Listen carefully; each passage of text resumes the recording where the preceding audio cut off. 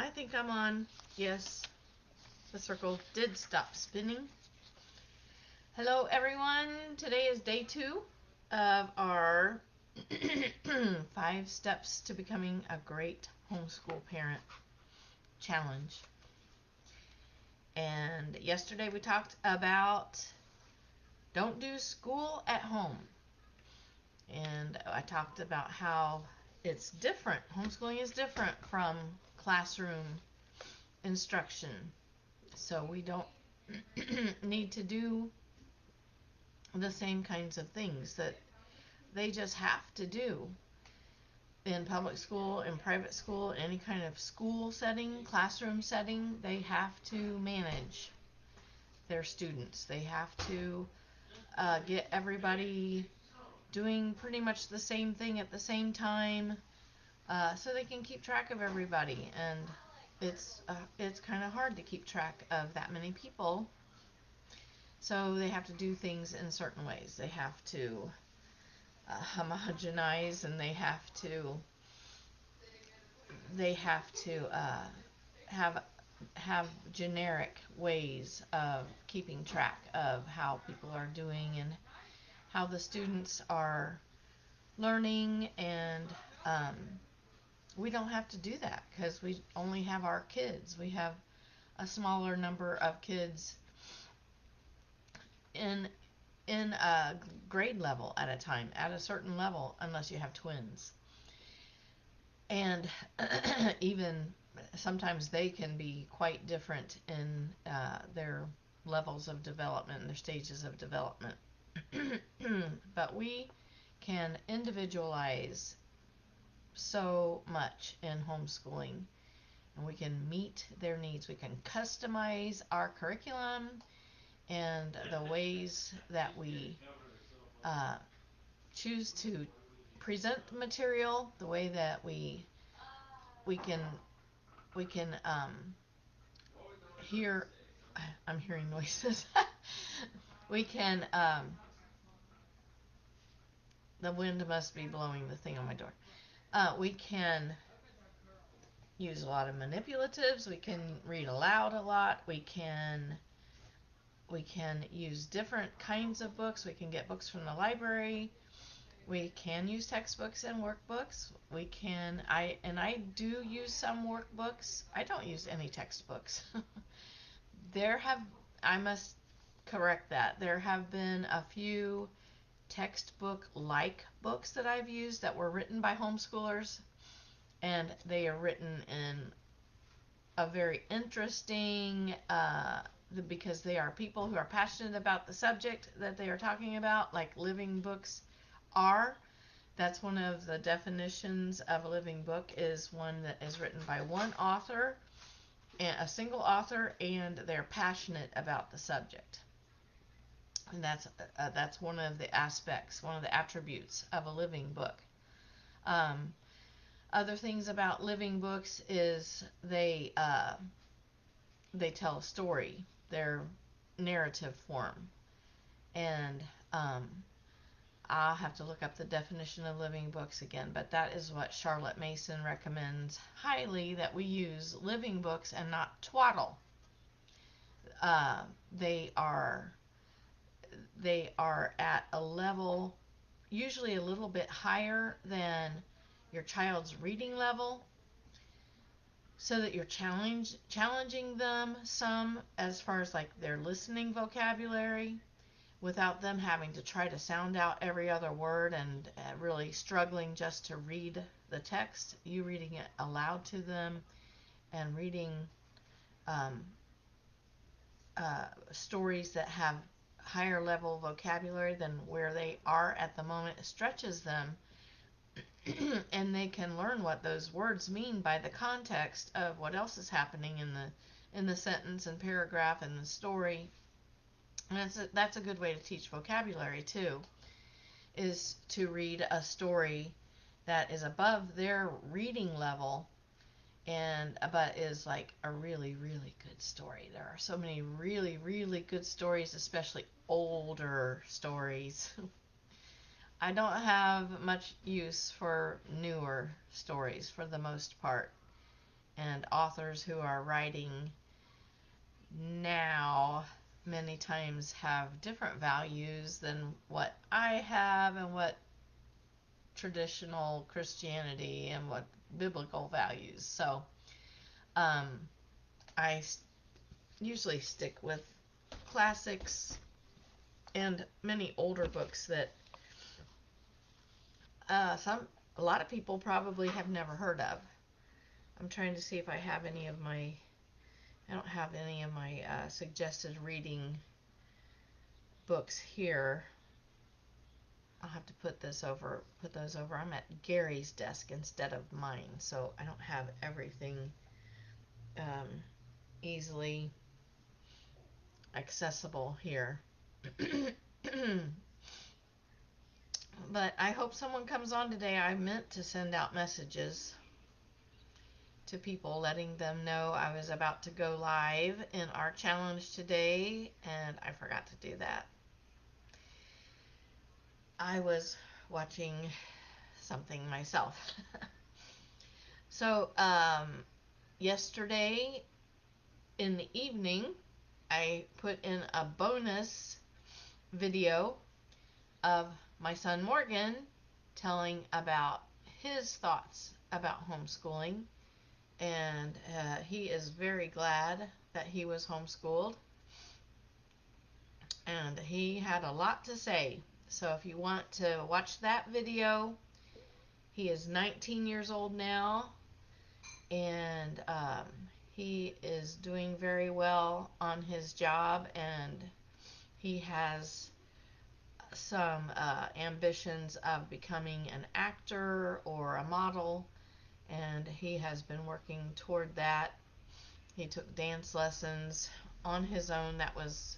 I kind of thought of it, and I saw the Fred Astaire dance studio when I was driving one day, and I said, Morgan, I saw a dance studio called Fred Astaire Dance Studio. You should take dance lessons. It just came to me. I know it was the Lord. And when I said that, he's like, yeah, I want to do that. So he did. And he paid for it himself with his own money. He was 17, I think, then at that time. So his interview is really good. It's in the group. So it's a Facebook Live right in the news feed. So you ought to watch that. I had to start out because I had to wait for him to finish what he was cooking in the kitchen. So there's a little bit of me at the beginning, about 15 minutes. You can go past that if you want, and if you just want to listen to the part where Morgan was talking. But I don't see anybody in here yet, but I'll go ahead and start because it is 12:09. And this is an important part of teaching and being fair to our kids. If we don't wait and watch and pay attention and watch for signs of readiness in our kids, and I know he did so well. You would have thought he had prepared notes. It was off the cuff. I said, hey Morgan, since it's your day off, will you do a Facebook Live with me? And he's like, sure, when? I was like, as soon as you're ready, as soon as you can do it. Okay. And I said, I want you to talk about homeschooling and how you feel about it. And he's like, sure, I can do that. Yeah, he's amazing. Some of you guys, Anna, I think you do too. You have it too. The gift of gab, you get it from your daddy, and you definitely don't get it from me. But you guys can talk, and you have great things to say, and it just flows, and I admire you all. And I wish I had it, but I have to have notes. And sometimes even then I run out of things to say. I have to make new notes. I keep hearing a rattling at the door. It must be windy. I don't see the trees moving that much. Thank you for joining me, Anna. So I'll go ahead and get started with the topic for today, watch for signs of readiness. And as I was saying, if we don't do this with our kids, if we don't give them time to develop to the level that they need to be, to the stage of development, the place of understanding that they need to be before they can really take in new information or are ready to acquire a new skill, if we don't wait and we try to push them before they are ready, it's going to cause all kinds of problems. If you try to teach a skill or concept before a child is developmentally ready to understand or to cognitively process, or just, have the capability, have the physical ability to do it, the child feels pressure to perform something that's impossible for him. And this can lead to frustration, shame, anger, and a feeling that there's something wrong with him. It also produces frustration, anger, impatience, and unnecessary anxiety in the parent, because then you think, what's wrong with him? and it's the only thing that's wrong is that you've tried too soon, and it's okay to try, but don't expect them to be able to go ahead and do it and just like already be accomplished in it, because if they're not ready, they're not ready. We should observe our child in their play and their attempts to try something new. We should offer it to them. We should say, here, can you, like, I'm helping with this babysitting this little baby, our neighbor's baby, and I know he's at the stage where he's about to start crawling, and I'm helping him with that, even though I know what comes next. He'll be getting into everything, and everything will have to be baby proofed, and we'll have to really watch him then. But I'm helping him anyway by putting him up on his knees and cheering him on when he tries to scoot and when he gets up on his arms, and clapping for him. He loves to see me and hear me clapping for him. He's so cute. But anyway, we should encourage them to try something new, but not get on them, get upset at them, and be disappointed if they can't do it their first time. It takes time to learn new skills. And as adults, new skills to a baby or to a toddler or to a young child, they seem so easy to us. And they seem like we've always been doing them. We feel like, I've always known how to crawl. I've always known how to walk. I've always known how to write. And that's not true, but that's just the way we start feeling. And so when our children, especially writing, especially learning to hold a pencil and make it do what we want it to do and write in the way we want it to write, and process the what we are going to write, and then how to capitalize the first letter of a sentence and put a punctuation at the end, and all of that seems so simple to us now because it was a long time ago that we learned it. And so we can get really impatient with our children. And that's why I really stress watching for signs of readiness, because I don't want you to be impatient with your children. I know I did it too. I think we all do it, but I'm just like, please don't put pressure on your child to do something they're not ready to do. They just are not capable of doing yet, and they will get to that place. They need to practice, practice, practice, and they will get better, and they will get to the place and the time that their brain is ready, that their their small motor skills, their muscles, everything is all lined up, everything has converged, and they're ready to do it, and they can do it. And a lot of times that happens overnight. Like the last time you tried it, they couldn't even come close to writing a letter A, and the next time you try it, especially if you give a little time in between, the next time they try it, they make a capital A just fine. And they have it touching the top line and going across on the dotted line. I hate teaching handwriting. It's the worst thing for me. I get so frustrated. So I just let them work with a workbook. When they're learning handwriting, I just give them the workbook and I tell them, do what it tells you to do. And I don't look, because I get really frustrated after I've said 1,000 times, no, the top of the letter has to touch the top line.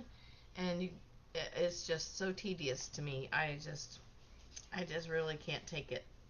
So I get the workbooks that explain a lot, show you exactly what to do, and tell them to do what the book says to do. And then I don't look at it very often. And eventually they just start doing it. They just copy what's there, they trace over what's there, and they learn it that way. And I don't get all mad at them.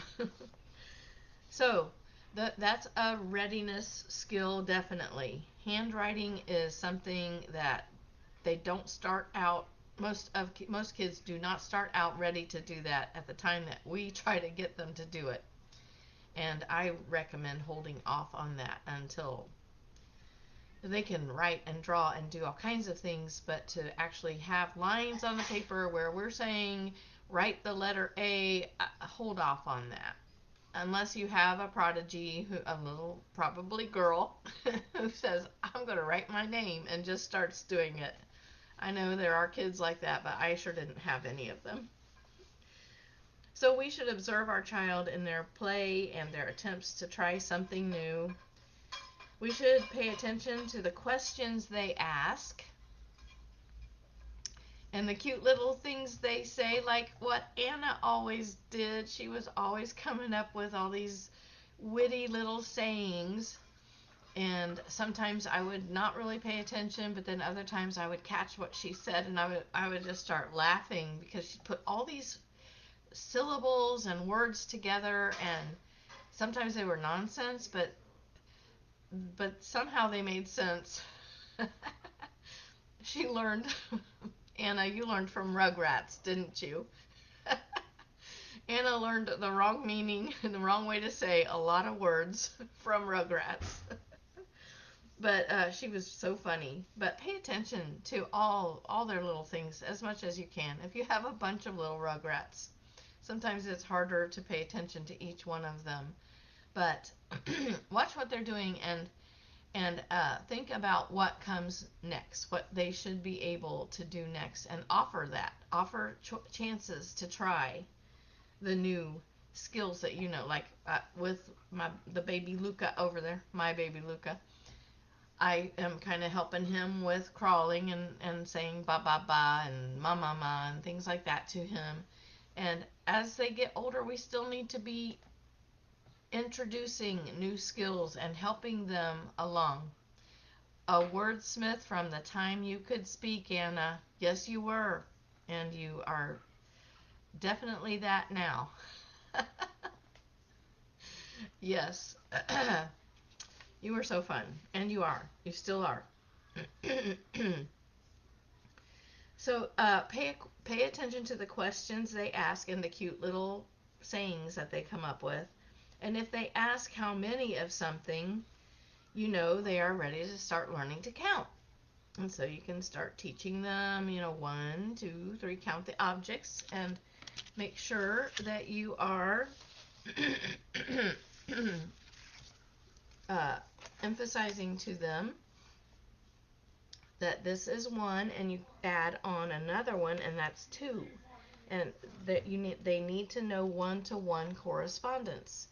So this would be 1 object, and then when you put it with this one, that's 2, and that's 3. It's not as if this is a 1, and by itself this is a 2, and this is a 3. They're cumulative. They add on to each other, and it takes all of these to have 3 of them. So you want to get that across to them. If you see that they are just spouting off 1, 2, 3, 4, 5, 6, 7, 8, 9, 10, and they don't know that this is one object and this is two objects, then they're not really ready. They're not really counting and knowing the value of the numbers. But don't rush them into learning to count to 10 all in one sitting. Teach them how to count by playing. Let them count objects, especially objects that are brightly colored and have interesting shapes and textures. I always loved the teddy bears. Those little plastic teddy bears that were red and yellow and blue and green. I just loved those teddy bears. I had those for my kids.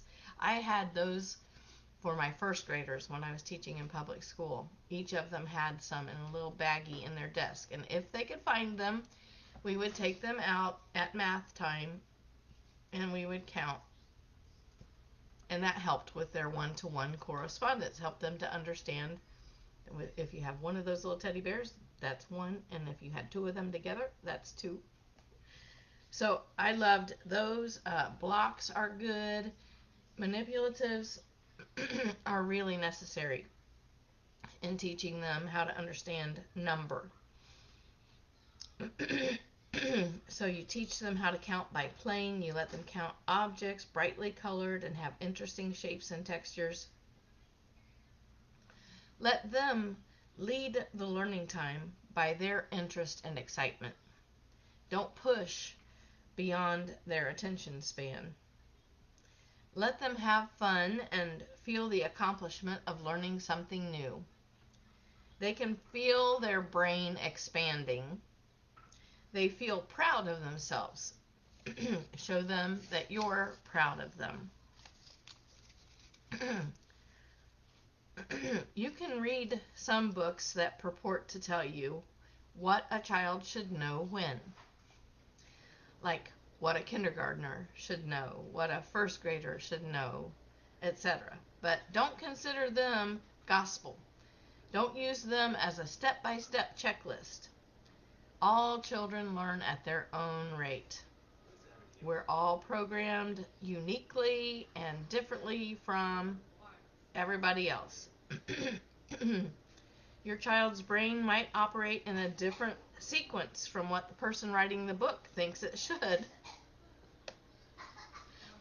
Yeah, some of our brains operate in different sequences for sure. Your child may not be at the stage of development where he recognizes that a numeral represents a certain number of objects. Or he might not be ready to understand the very basic idea of one-to-one correspondence, so that he can recognize that only one number goes with each object that he counts.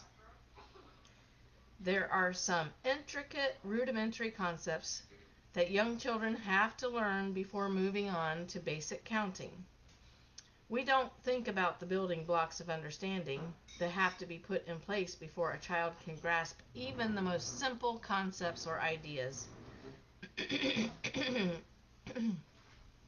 Sometimes a child will need to do lots of pieces or parts of a new skill with lots of practice before mastering it, no matter how simple or basic it may seem to us. It may stretch our patience and make us want to just go ahead and do it for them, but we need to let them go through the learning process unless it becomes obvious that they are not ready for it yet. And that goes back to watch for signs of readiness.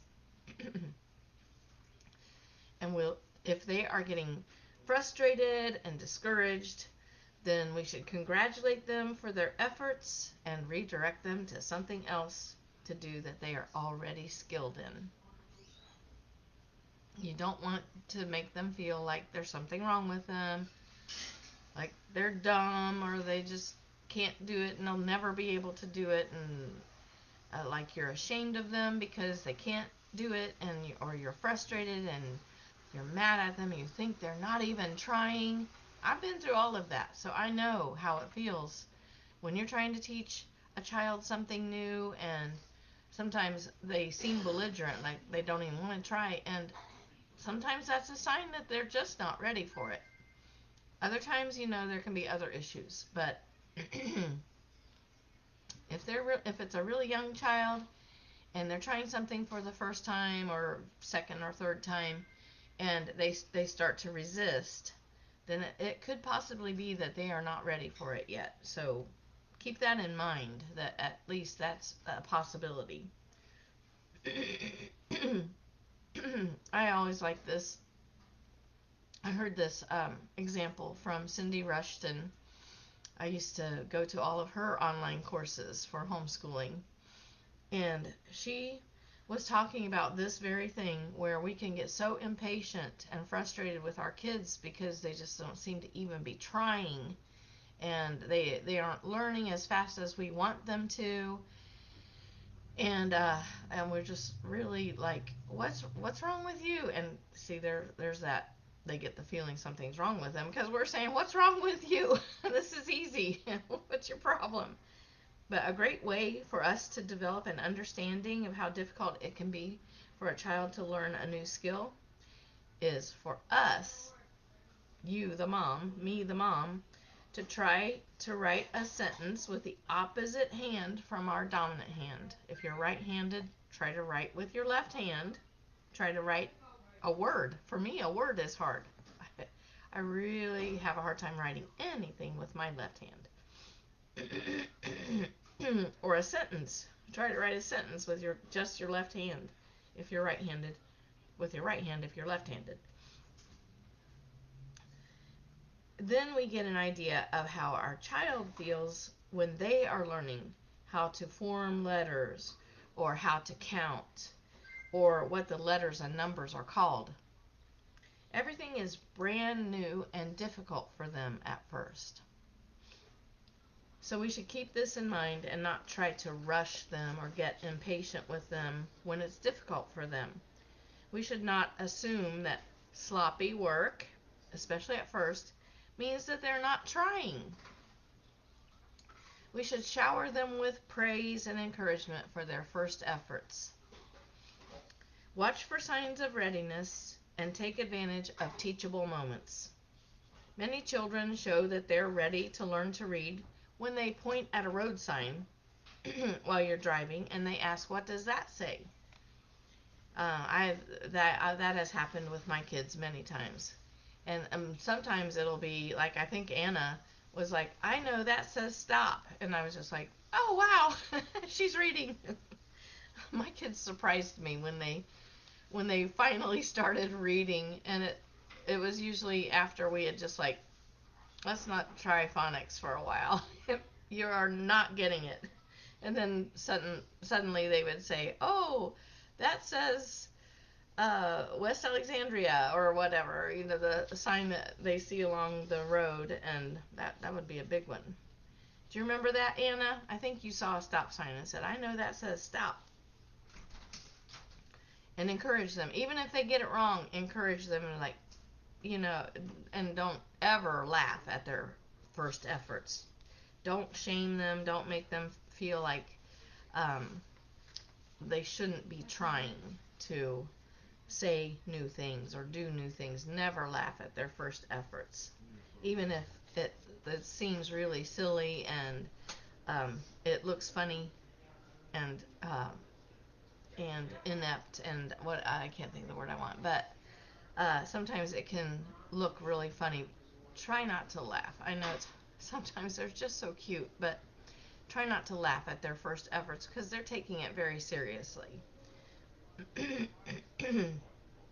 So if that happens, and that was educational TV and movies, you think? Yeah, you learned.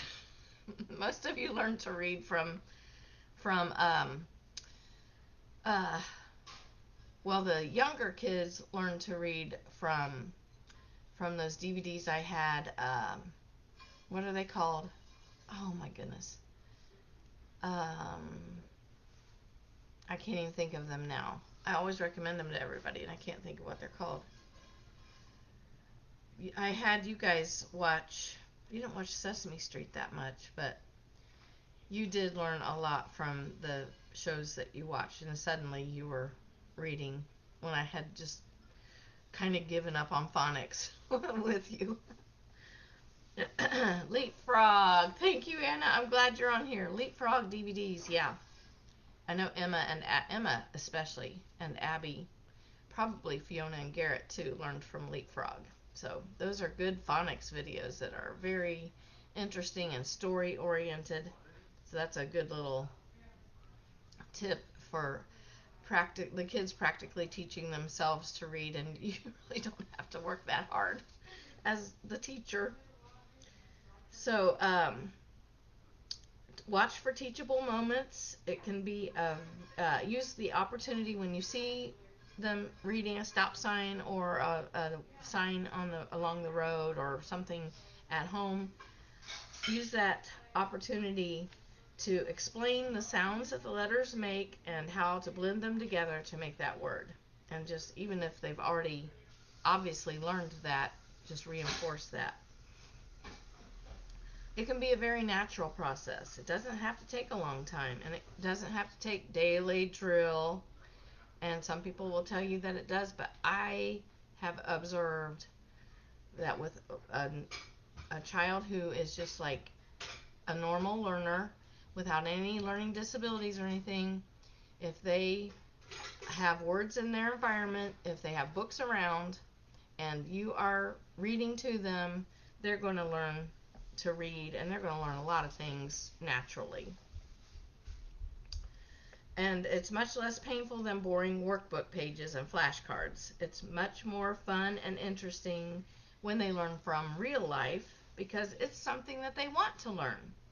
There can be a time and place for workbooks and flashcards, but look for chances to teach them from real life. If we try to force them to learn something that they're not ready for, we risk damaging their self-image or causing them to dislike learning, which, as Morgan said, is the opposite of what we're trying to do in homeschooling. We're trying to teach them to love learning. Anna, do you love to learn new things? We want to teach them, and we want to instill a love and a desire for learning. And it's more important that they are ready and able to assimilate the new information than that we're able to check off a box on our checklist that says we covered a particular topic or lesson. If the child didn't really learn the information or skill, then we really didn't cover it at all. So, watching for signs of readiness and really encouraging their first efforts at learning a new skill, a new word, a new math operation, anything, we really need to applaud their efforts and never make fun of them, and don't let siblings make fun of them. It's kind of hard to control that, but let them know that that's not good. Just think about how you feel yourself when you're trying something new, and you don't want to be laughed at as you're making your first efforts, and a lot of times we will just stop trying to learn because we don't want to look like a fool and we don't want to be made fun of. So try to minimize that as much as you can in your home among the siblings, and set high goals and high standards for how we treat each other and how we encourage each other to try and to practice and to learn more. And the older kids helping the younger kids, and teaching in a positive way, in a supportive way when the younger ones are trying to learn something new. So I only went half an hour this time. So I think that's all I needed to cover. I have all these books here. I will recommend this book, For the Children's Sake, by Susan Schaefer Macaulay. I don't know if you can see that subtitle, Foundations of Education for Home and School. In this book, Susan Schaefer Macaulay, who is Francis Schaefer's daughter, if you know Francis Schaefer, the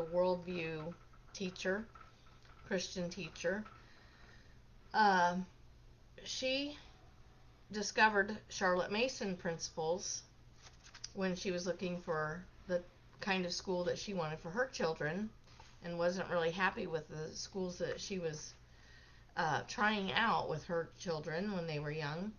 And she discovered Charlotte Mason principles and just fell in love with them. And Charlotte Mason lived in the late 1800s, but she was a really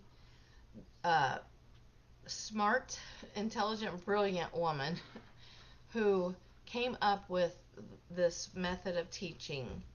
And she taught mothers to teach their own children, and she also had some schools and some teachers who used her methods. And it had to do with the things that I've talked about: narration, and reading living books, and doing art study and music study with children, even Shakespeare, even when they're young. I think that was the thing that really caught my attention, was just letting your kids explore and discover whatever they're ready for, whatever, that goes with our readiness theme, whatever they're interested in. And so I love this book. I have read through it several times, and I have recommended it many times. I've given this book away. It is like my favorite homeschool book ever. So if you want to see a really good explanation of Charlotte Mason homeschooling, if you're the least bit interested in Charlotte Mason methods and what Charlotte Mason thought of homeschooling, how to homeschool, how to teach. And home education was, she says, this says for home and school. So she was not against schools, but she knew that we mothers could teach our own children using these methods. And some of her main points are that children are born persons, and at the time that she was writing, the people in society in general had a pretty low opinion of children, and they did not, it was like children should be seen and not heard, and they just didn't value children very highly in her time. And but even now, children are born persons. You know, even in our times, we have to really I see a cat. Hi, Goldie. We have to really emphasize in our culture that children are born persons, and they are persons already in the womb. And then she talked also about authority and freedom. She talked about habit training, which I have not really been good at. She talked about how education is a science of relationships. And so it's more of thinking of knowledge and imparting knowledge. You know how that saying, I even posted it in the group, that education is not the filling of a pail, but the lighting of a fire.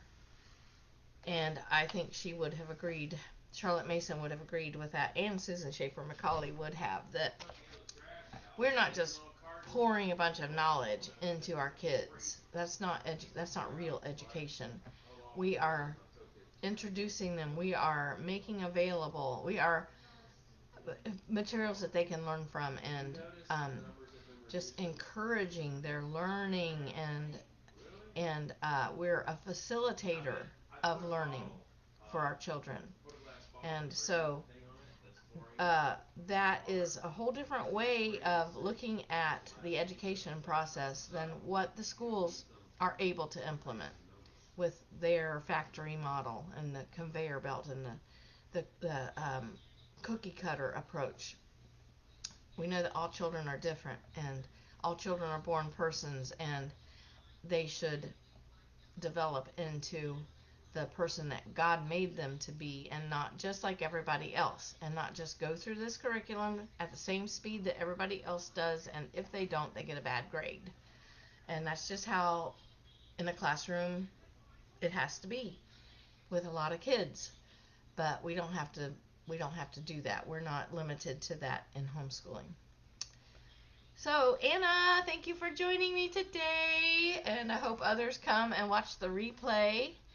And I don't know if I'll have a bonus session tonight unless Anna wants to come over and do a Facebook Live with me and talk about what she thinks about homeschooling. And that might happen. I don't know. It can be a surprise for all of us. So if I don't come on tonight with Anna or somebody else, I'll see everyone tomorrow at noon. The topic tomorrow will be determine the learning styles of your children. And that's important too. That helps a lot. And Morgan touched on that a lot in what he said. What Morgan said last night reinforced so much of what I said yesterday and today. That boy, he could represent homeschooling, and he does wherever he goes. He is sold on homeschooling, and he's so glad that he was homeschooled. I am so glad I was able to homeschool my kids. I don't know if any one of my kids would have done very well in public school, as independent and individualistic as they are. But I'm so thankful that I've been able to homeschool all of my children. So there you go. Everybody, remember to be patient with your children. And watch for their readiness, and don't try to push and force learning, because they probably won't really learn it. If they even seem to somewhat learn it, it's not going deep until they're ready for it. So always remember that as you are. And with the ADHD, yeah. We didn't really acknowledge that all those years as my kids were growing up, but we think that there is some of that in some of my kids. I think they all say they have it now. But they did great, even with that, right? So everybody have a great day, and I'll see you tomorrow, if not before. Noon, please try to come live during at the noon Central Time. And if you can't, make sure you watch the replay and come into the group and introduce yourself like Kayla did yesterday. And just introduce your kids and what you're doing with homeschooling, or if you're thinking about homeschooling, or just how you're doing in general. I would love to see some faces and hear some voices and get some interaction going in the group. All right, I will see you tomorrow, if not before.